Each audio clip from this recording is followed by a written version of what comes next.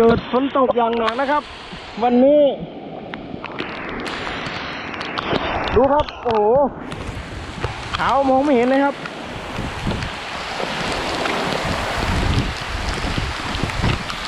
ชุ่มฉ่ำครับวันนี้ชุ่มฉ่ำแต่เช้าครับ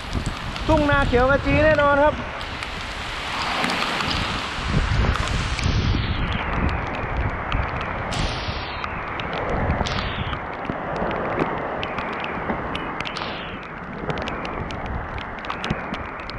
โอ้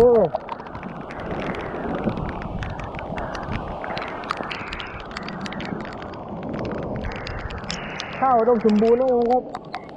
ถ้าตกเย็นทุกวัน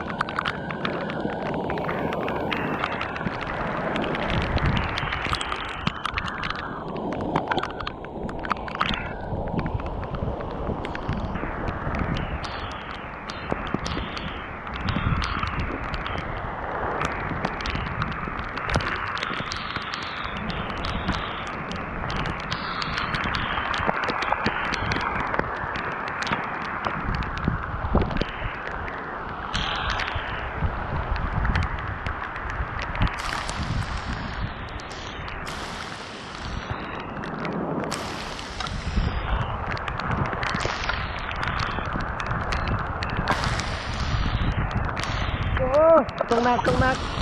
สุดยอดไปเลยครับ